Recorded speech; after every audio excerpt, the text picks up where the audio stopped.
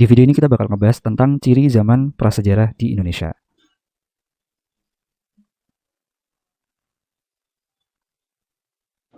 Di mana ciri zaman prasejarah di Indonesia dibagi atas dua zaman. Yang pertama itu ada zaman batu,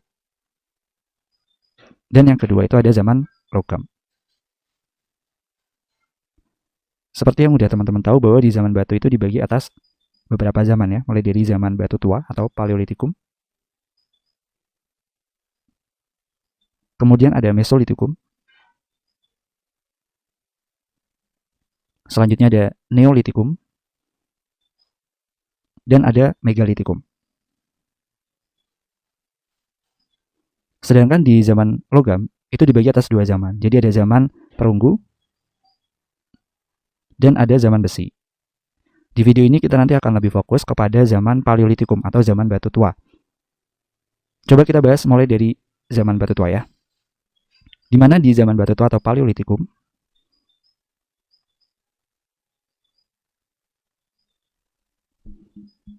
itu alat-alatnya terbuat dari batu ya, di mana alat-alatnya terbuat dari batu yang masih kasar.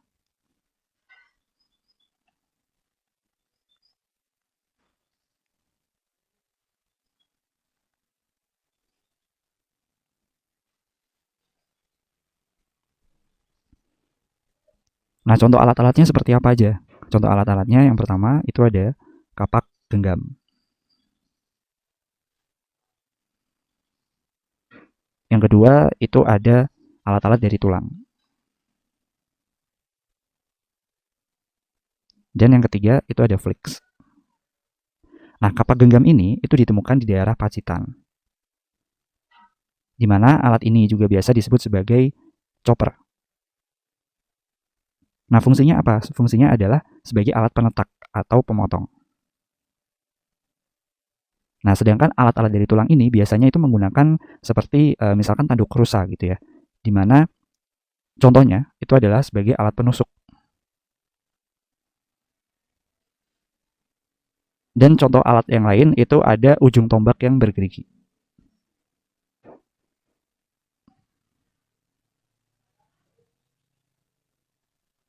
Selanjutnya, kalau flex. Flex itu adalah alat-alat kecil yang terbuat dari chalcedon. Alat-alat kecil yang terbuat dari chalcedon. Nah, fungsi dari flex sendiri itu adalah untuk mengupas makanan. Oke, jadi aku ulangi lagi bahwa di zaman batu tua atau Paleolitikum, itu alat-alatnya masih terbuat dari batu yang masih kasar dan belum dihaluskan. Nah, contoh alatnya itu ada 3, yaitu ada kapak genggam, ada alat-alat dari tulang, dan ada flex.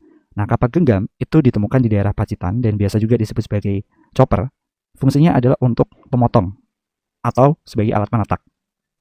Sedangkan alat-alat dari tulang ini biasanya menggunakan tanduk rusa sebagai alat penusuk, dan contoh dari alat dari tulang yang lainnya adalah sebagai ujung tombak yang bergerigi.